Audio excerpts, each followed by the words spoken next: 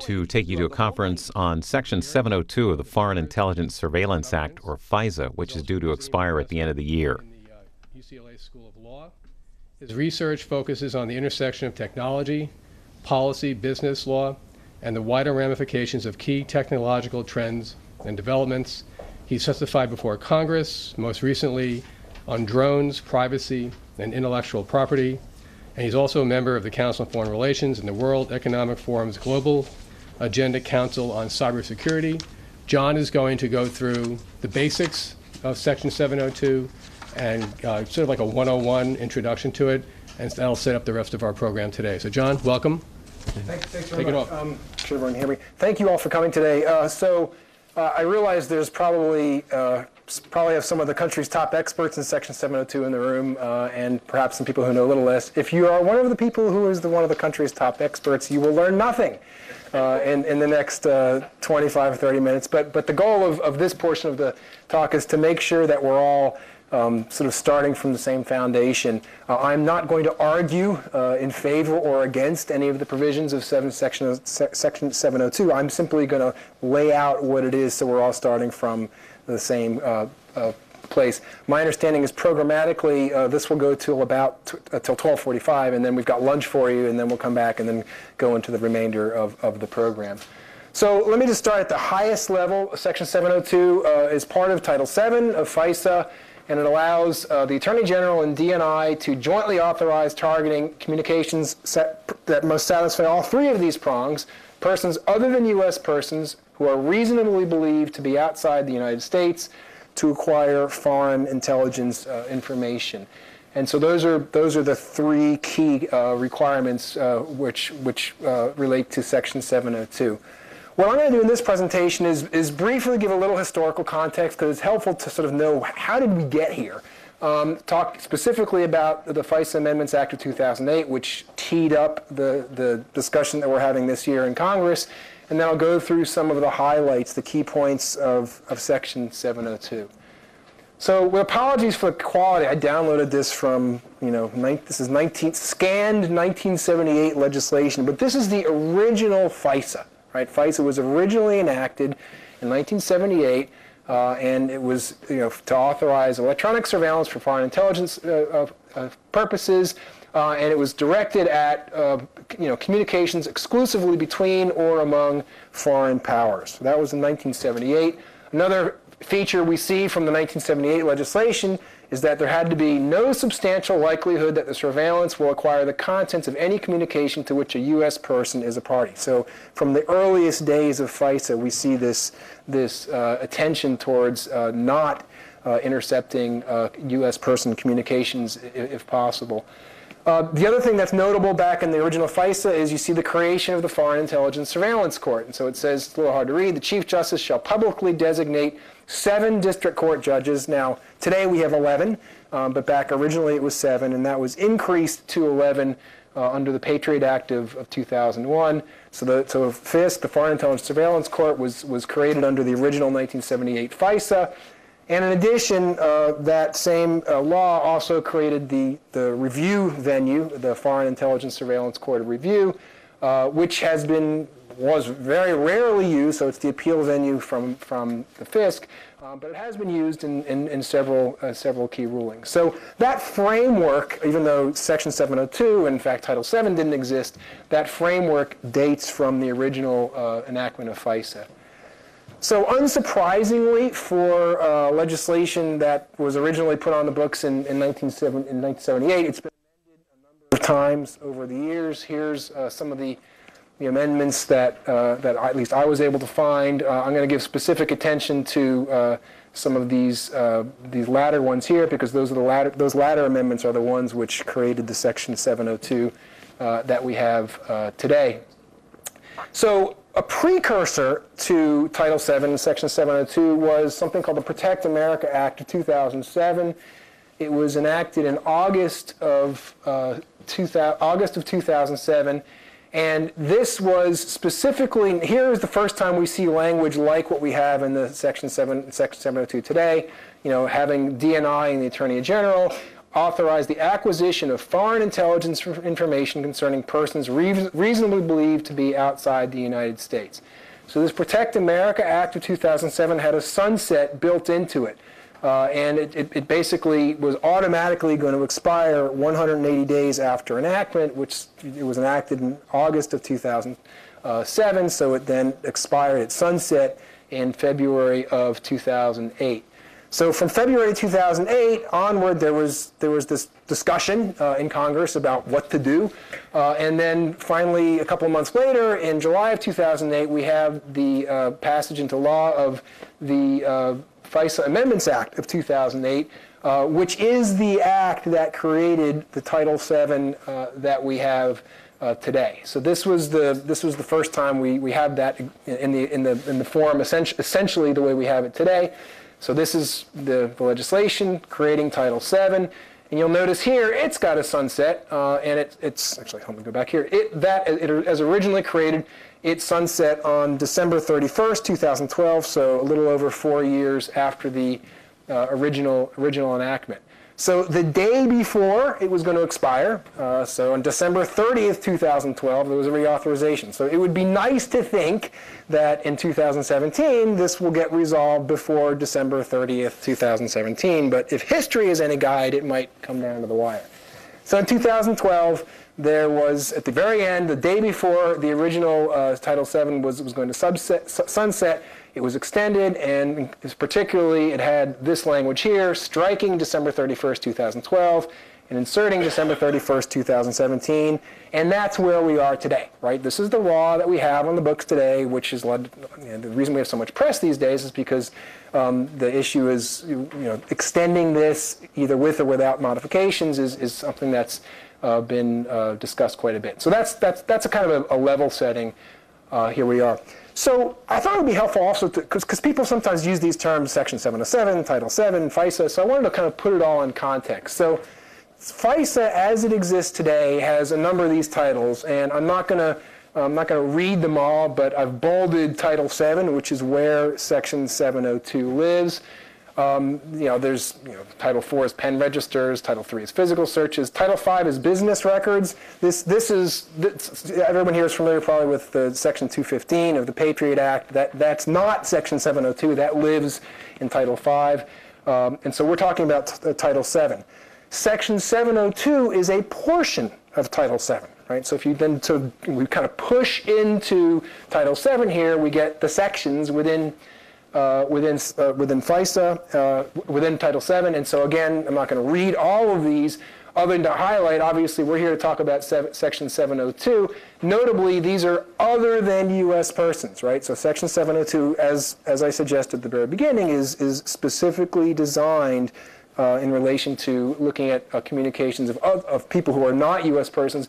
That contrasts with some of the other sections of Title VII, which actually address the U.S. persons. So Section 702 is specifically non-U.S. persons. So that's a historical context, and then kind of a present context of where Section 702 sits within Title VII, and more broadly within FISA. So now let's talk about what some of these key terms mean. So first of all, U.S. person, I'm not going to read the whole definition, but when we talk about U.S. person, of course we mean a citizen of the United States, and we also mean, as it says here, an alien admitted for permanent residence. This is actually a definition from Title I of FISA, but this definition is referred to in Title VII as a definition of U.S. person. So let's take a look what it allows. So Section 702 allows an authorization of collecting communications of persons reasonably believed to be located outside the United States. It doesn't mean they necessarily in every single case are, but they need to be reasonably believed to be outside the U.S. The goal needs to be to acquire foreign intelligence information. That's it. That's the goal of this thing. The authorization to do that is basically the Attorney General and DNI jointly are able to give this authorization, but they can do so under two conditions. One is upon the issuance of an order pursuant to an order issued by the Foreign Intelligence Surveillance Court is sort of prong one. Alternatively, or in addition, there is an exigent circumstances prong, which allows DNI and Attorney General to authorize prior to getting an order from the Foreign Intelligence Surveillance Court, provided then that they go back within, I believe it's 7 days, and file the appropriate paperwork with the Foreign Intelligence Surveillance Court. So that's the kind of key authorization language that you have in the statute. Let me take a detour here, and we're talking about Section 702, but I'm going to take a brief 2-minute detour to talk about Section 704. And the reason I wanted to do that is because in a lot of the discussion about Section 702, you hear people talk about the lack of probable cause. And just to provide the context there, Section 702, as we know, relates to non-U.S. persons. Section 704, by contrast, relates to acquisitions targeting U.S. persons outside the United States. And notably, this is the text, the statutory language from Section 704, there's a probable cause prong in that. So people often contrast the probable cause requirement that must be satisfied for Section 704 with the absence of such a requirement for collections under Section 702. And then again, in Section 704, there's a definition which identifies some key features of what probable cause is. And again, that language is not in Section 702. So let's return now to Section 702, and we'll talk about what is foreign intelligence information, right? So there's a definition of that, and there's sort of a two-pronged definition there, and sort of the second prong, I think, sort of subsumes the first, but I'll talk about both those. So foreign intelligence information, first of all, and this is one of 2 slides on this, it's information, and this is sort of what you'd expect, right? Addressing an actual or potential attack, sabotage, international terrorism, or clandestine intelligence activities by a foreign power. So that's a foreign intelligence information. There's an additional portion of the definition is broader, and it's this right here. It's information with respect to a foreign power that relates to, and if concerning a U.S. person is necessary, to the national defense or the security of the United States or the conduct of the foreign affairs of the United States. So I think it's reasonable that everything in this slide, attacks and international terrorism and clandestine intelligence, you could argue that they're sort of subsumed by these. So this, to me, is the thing that sort of defines the scope of this. And so one of the things that people discuss is what is the scope of foreign intelligence information and how broadly should that be interpreted. But that's the statutory language there. There's the limitations here, and I want to go through each one of these because it's important to sort of remind, at least for me, to remind myself and remind us all kind of what you can't do under Section 702. So first of all, you're not allowed to target any person, U.S. person or not, if you know that that person is inside the United States. You also can't target a person outside the U.S. if the purpose is to target somebody is to get information about somebody who's inside the U.S. So for example, let's suppose I am, communicating. I'm in the United States. I'm communicating with somebody outside the U.S. And if the government were to want to get my communications, they couldn't, use Section 702 to do an end run around normal warrant requirements and say, okay, let's go acquire the communications of this person outside the U.S. that John was talking to, because if we do that, then we're going to get John's communications as well. This is explicitly prohibited under Item 2 here. It can't target a U.S. person, so Section 702, by its definition, is you're not allowed to go after U.S. persons, and so even if that person is outside the United States, that in no way relieves the obligation to avoid U.S. persons. C-SPAN needs you to speak. C-SPAN needs you to speak from the podium. Oh, okay, sorry. So C-SPAN needs me to speak from the podium. Okay, and then let's see. And then number 4, you're not allowed to acquire communications where everybody's inside the United States. So even if even if these people are non-U.S. persons, if they're all inside the United States and they're communicating with each other, Section 702 can't be used for that. And finally, and obviously incredibly importantly, everything has to be done in the manner consistent with the Fourth Amendment. So those are what you can't do under Section 702. So what happens is the Attorney General and the DNI basically provide to FISC, the Foreign Intelligence Surveillance Court, a certification explaining that they've met all the requirements and why they would want to get an order to target for an acquisition. There's an exception. This is the thing I mentioned before. That there's a exigent circumstances type exception, and if that's invoked, then they have set no later than 7 days after that. They then have to provide the paperwork for the court. So these two sort of prongs on how you can proceed on this. And let me just move this over so I can see this a little bit better. So one of the things that we talk about, you hear talked about a lot in association with 702, is targeting and minimization. So targeting it refers to the set of procedures that are designed to make sure that the persons who are targeted do satisfy the requirements of Section 702. For example, that they are located outside the United States, and they are explicitly subjected to judicial review by the Foreign Intelligence Surveillance Court. So the FISC will look at the targeting procedures and either reject them or accept them. Another phrase that you see a lot is minimization. So minimization is, again, something that gets developed by each relevant unit of the intelligence community, and it also is subject to review by the Foreign Intelligence Surveillance Court.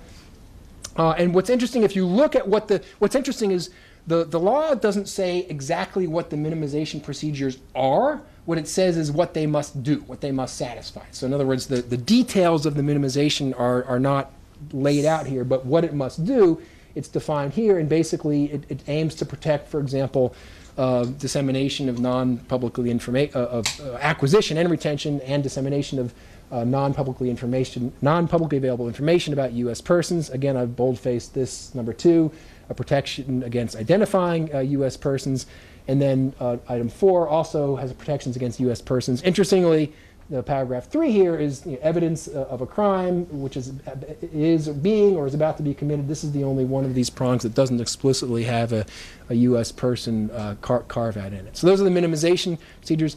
So what FISC does is it looks at all this stuff, and it will then it'll look at targeting and look at the certification that's submitted by Attorney General and DNI, and then look at the minimization procedures. And if all of those pass muster, then it can issue an order pursuant to which then the DNI and Attorney General can authorize the collection. So this is if the court finds that the certification has all the required elements, that it addresses targeting and minimization, that the Fourth Amendment is satisfied, then the court issues the order approving the acquisition. So that's kind of mechanically how it works.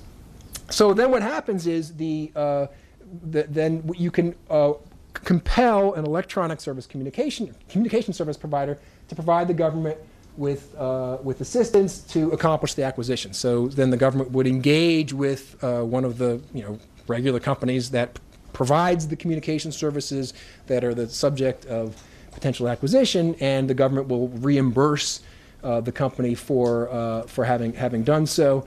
And there's also a liability shield as well. So a company that receives an order or directive to then perform an acquisition can't then be sued by somebody claiming that their information was acquired without their consent, because there's a liability shield associated with that. In terms of oversight, there's a kind of a host of mechanisms that kind of range from mechanisms internal to an element of the intelligence community out to congressional committees and beyond. So the head of each element of the intelligence community conducts a review each year. The Inspector General of the Department of Justice and the Inspector General of each element of the intelligence community, they can review compliance.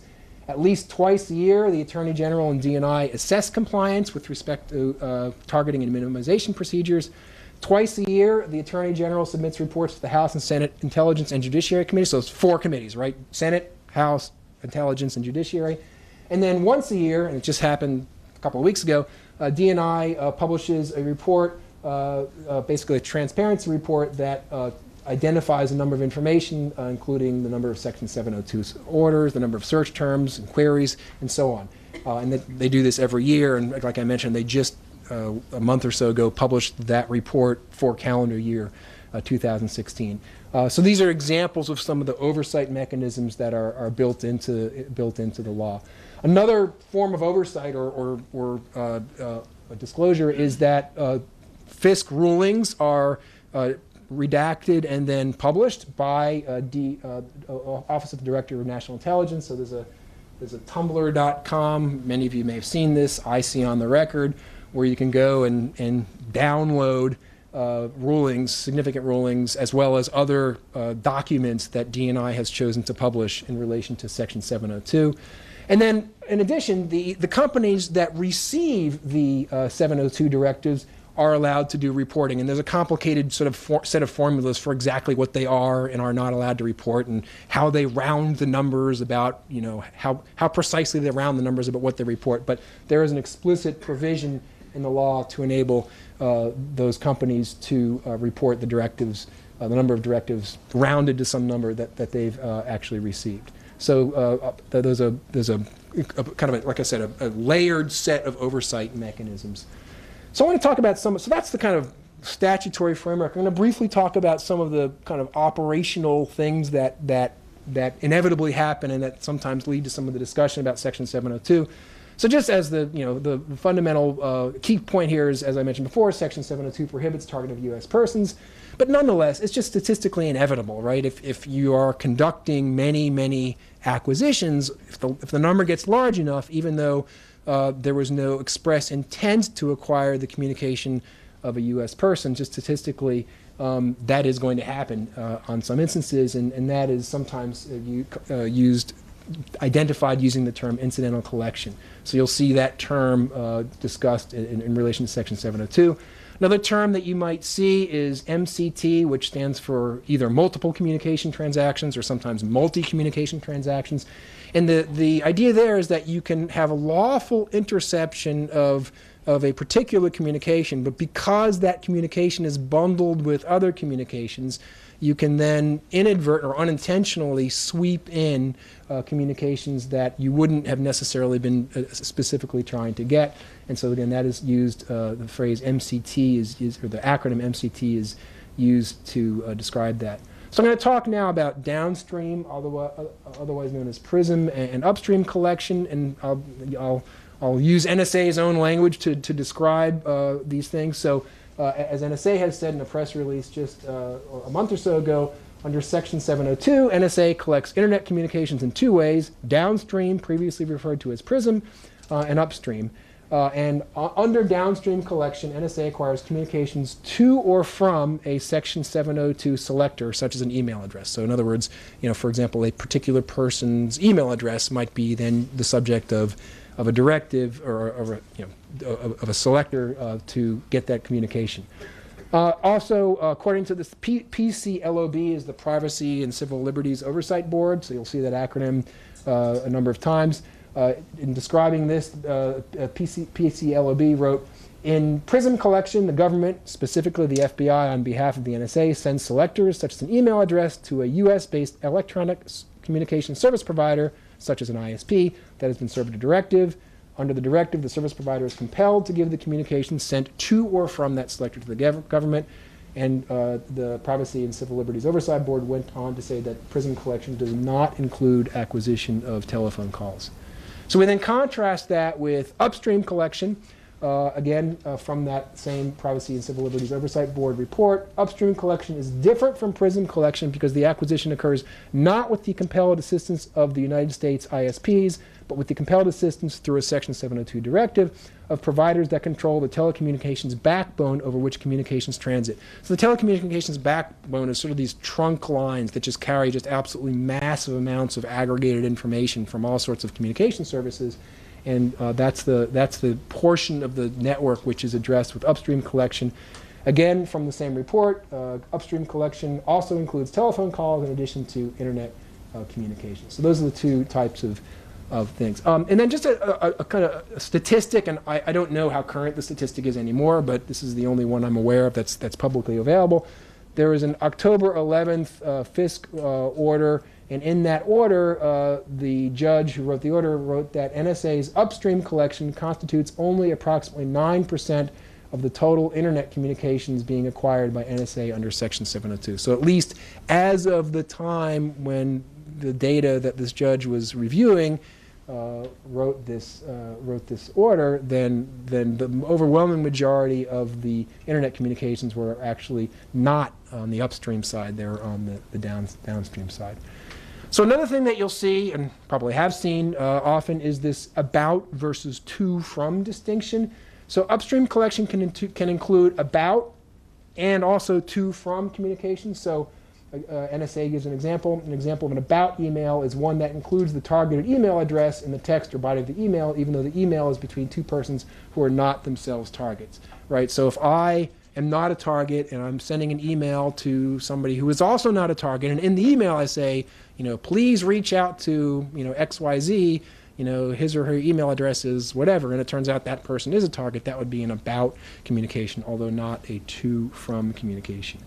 And as many of you are probably very aware, just back in April, so just 5 weeks or so ago, NSA issued a pair of press releases saying they were going to stop. This is from NSA's. There's actually 2 press releases.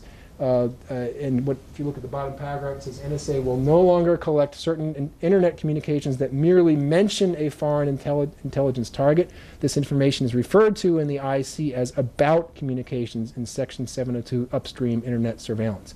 It says instead, NSA will limit such collection to internet communications that are sent directly to or from a foreign target. So this is NSA specifically publishing, going on record saying that they're no longer going to be collecting these about communications.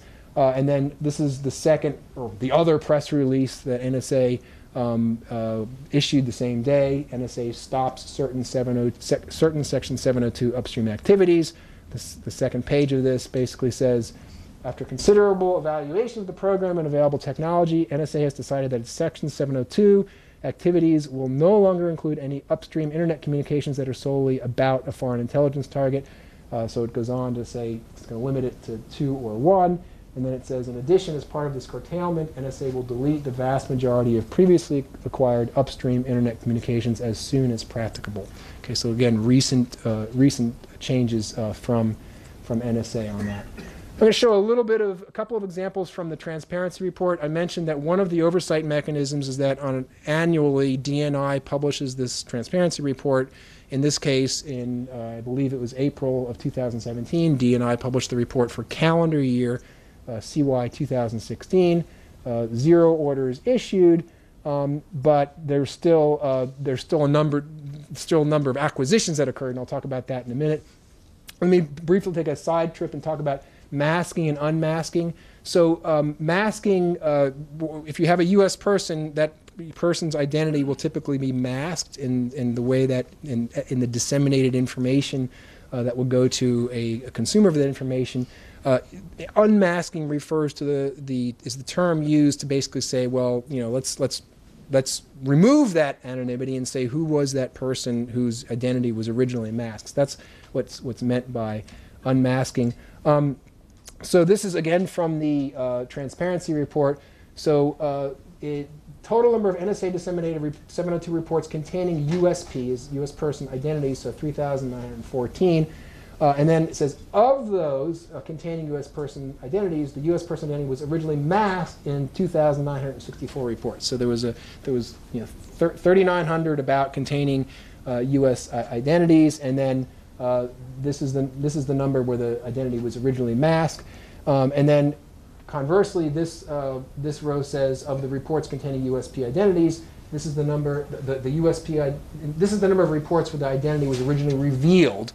And if you look at these numbers, they don't actually quite add up. But the reason is there can be more than one U.S. person in a particular report, which is why they don't add up. And then the final row of this table says that of those disseminated 702 reports containing U.S. person identities where the identities were originally masked, then this is the number of U.S. person identities that NSA later released in response to a specific request to unmask an identity. So in other words, in this case, this means a consumer of this information received the report and said, hey, well, there's a masked identity here. I'd like to unmask that identity, and provided some reason for doing that. And so those are the statistics. So this is, again, just recently published there. The other thing I'll mention is just a couple of weeks ago, there was a slate of documents published by the Director of National Intelligence, ODNI, And there was a new order, April 26, 2017, from the Foreign Intelligence Surveillance Court. And among other things, that order approved targeting and minimization procedures from NSA, from FBI, and then minimization procedures from CIA and NCTC. And those documents are all, you can look on the internet, you can go to that DNI website and download these. I also thought it was worth highlighting a couple of very quick, this is from the order, just mentioning again, on April 26, 2017, FISC issued an order. And in that order, the FISC also reflected this understanding that the government was eliminating the abouts collection, which will have the effect of eliminating acquisition of the more problematic types of MCTs. Remember, MCTs is the multi-communication multi-communication technology, and these changes have substantially reduced the acquisition of non-pertinent information concerning U.S. persons pursuant to Section 702. And NSA may continue to acquire MCTs under the amended procedures, but only we can ensure that the party is a target. The target is a party to the entire MCT, or in other words, the target is the active user, right? So it's an attempt in making sure that you don't, through these MCTs, that you don't accidentally sweep in information regarding people who aren't targets. The other thing I thought was worth highlighting here is one of the footnotes in this order, but I thought it was interesting. The NSA minimization procedures generally take an all-or-nothing approach to retention or destruction of MCTs. Thus, an MCT in which any discrete communication is not to or from a target is also subject to destruction in its entirety, right? So the idea is that if you have an MCT and you've got 10 communications that are to or from a target, but there's an 11th that's bundled in there that's not, then the entirety of that MCT, according to this, is subject to destruction. And then the court also said, the court agrees that the removal of abouts communication eliminates the types of communications presenting the court with the greatest level of constitutionary and statutory concern. So the court viewed the elimination of that as a beneficial thing. I'm going to close just with 1 or 2 minutes of just identifying some legal cases. Unsurprisingly, there have been various legal challenges over the years. Some have gone on for a while, some are more recent. So Clapper v. Amnesty International, this went all the way to the Supreme Court, and the court ruled that Amnesty International did not have standing in this case. A somewhat similar case, Wikimedia Foundation v. NSA, is very active. It was just remanded just a week or two ago by the Fourth Circuit back to the Federal District Court for the District of Maryland. And there was an attempt the government argued that Wikimedia Foundation doesn't have standing, but the Fourth Circuit said that, at least so far, Wikimedia Foundation does have standing. There's ACLU v. NSA, which was filed in the Southern District of New York in late last year. And then Jewel v. NSA has been ongoing. I think that was filed in late 2008. So that litigation has been ongoing for almost 9 years now. Another important source of court decisions is DNI itself, and the webpage I mentioned before, where DNI publishes these redacted court decisions. And then the final page I'll mention is, this is a set of rulings that, if you look at the dates here, these long predate Section 702, but they are nonetheless relevant because they're often cited.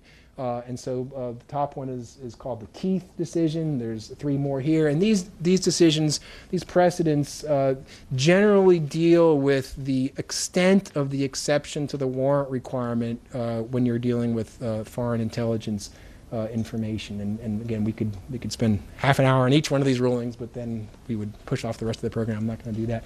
So again, this is intended to be just a factual, foundational background. I'm sure there'll be lots of spirited discussion later on about this, but I hope this has been useful in terms of putting us all on the same page. And I'm getting signs from the back that I should wrap things up and let us get lunch, I think. So thanks very much for your time and attention, and I don't know what the next step in our program is. We have a few minutes. Okay, just if there's any quick questions. 2 questions, I'm told.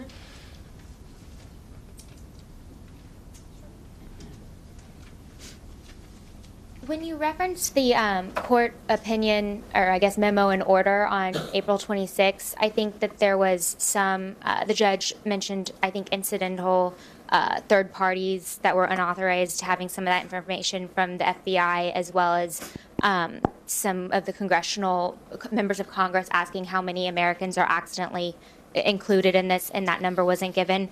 Do you think that this report will bear any weight with this discussion going forward about? I'm sorry, the report? The court order, I'm sorry, the memo and order that was released April 26th. Do you think it will influence Congress with their decision with Section 702 going forward? Well, I think it's important simply, among other things, because it's the latest snapshot of what the Foreign Intelligence Surveillance Court has said. And your question is absolutely right. There were some concerns that had been raised, and the reason this order that issued in late April was actually the kind of result of a process that had started much earlier when they had submitted some of these targeting and minimization procedures back in the fall of last year, and there were some inadequacies that the court had identified, and then those were rectified, and then the court was then satisfied that they'd been addressed, and then finally approved them a number of months later. So it's relevant because has addressed some of those issues, and because it's so recent. It's the latest snapshot. So absolutely, it's quite relevant. Not sure who's in charge. Maybe the gentleman here, and then maybe the gentleman here, and the gentleman here, and then we probably have to go to lunch.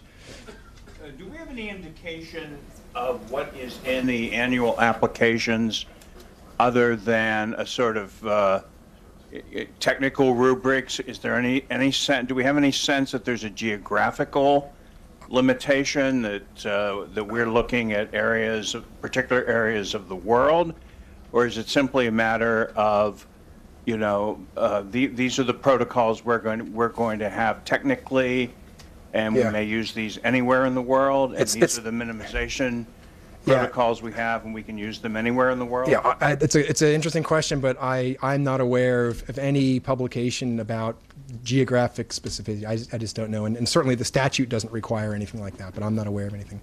We have time for one. Did we have one more? Can you just refresh us or remind us the various renewals and new legislation covering this? How was the vote mix in terms of passage on those? Do you remember? On the December 30th, 2012, I don't remember the numbers. I have an idea, but I'm afraid if I give you my idea, it's going to be wrong. So I would say I don't know. I don't recall. A couple quick announcements. Okay, announcements. Thank you, John. Everyone, thank you. Just a few quick announcements.